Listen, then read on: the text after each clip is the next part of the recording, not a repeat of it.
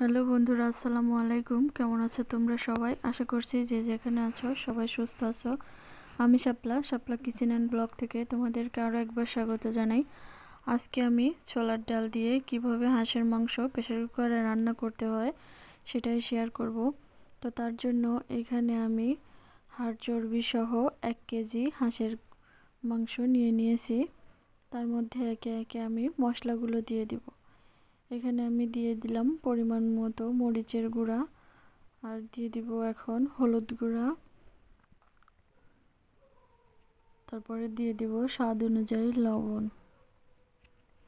এখানে 2 টুকরা দারচিনি, 2 টুকরা তেজপাতা, আর দিয়ে দিচ্ছি জিরে বাটা, এলাচ বাটা, আর দিয়ে দিলাম আদা রসুন বাটা,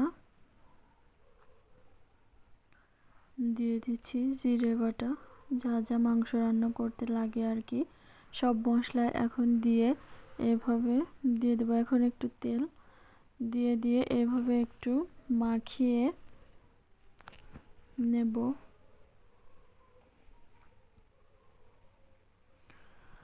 তো মাখানোটা হয়ে গেলে আমি এখানে পানি দিয়ে দিব, আর পানিটা আমি একটু পরিমাণের চেয়ে বেশি দিব, কারণ পরবর্তীতে এখানে আমি ছোলার ডালটা দিয়ে দিব। ডালটা সিদ্ধ হতে অনেকটা পানি টেনে নেবে, তো তার জন্য আগে আমি পানিটা দিয়ে এভাবে ঢাকনাটা লাগিয়ে আমি 3টা শীষ দিয়ে নেব। তো 3টা শীষ দেওয়ার পরে এখন আমি এর মধ্যে ডালটা দিয়ে দিয়েছি।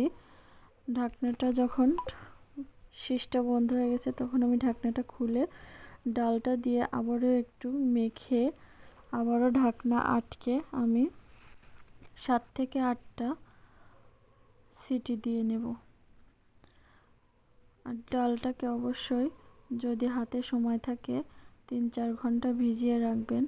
তো এই যে দেখুন পানিটা কিন্তু একেবারে শুকিয়ে গেছে, আমি 7টা সিটি দিয়ে নিয়েছি। আর এখানে এখন আমি কিছু গরম মশলা অ্যাড করব, ভাজা সেটা ভাজা মশলাগুলো অ্যাড করে আর তারপর দিয়ে দিব গরম পানি। তো তার জন্য একটু আমি এখানে মশলাগুলো মিশিয়ে নিচ্ছে নেড়ে চেড়ে। ডালটা কিন্তু আমার 80 থেকে 85% সিদ্ধ হয়ে গেছে, আর বাকিটা এখন সিদ্ধ হবে।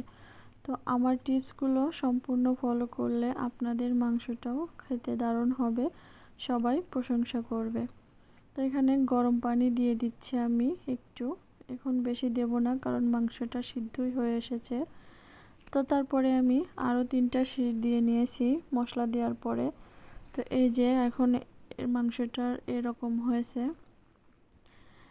মানে মাংসটা ঠান্ডা হতে হতে আরেকটু পানি টেনে নেবে। তোমরা চাইলে আরেকটু পানি বেশি দিতে পারো। তো আজকের মতো এখানেই বিদায় নিচ্ছি। তো আজকের রেসিপিটা কেমন লাগলো অবশ্যই কমেন্ট করে জানাবে, এবং আমার চ্যানেলটা সাবস্ক্রাইব করে পাশে থাকা বেল বাটনটি অন করে দেবে। আর অবশ্যই ভিডিওতে একটা লাইক দিয়ে দিবে। পরবর্তীতে ভিডিও আপলোড করলে তোমাদের কাছে যাতে পৌঁছে যায় তার জন্য অবশ্যই কিন্তু সাবস্ক্রাইব অল বাটনটা প্রেস করে দিবে। তো সবাইকে টাটা।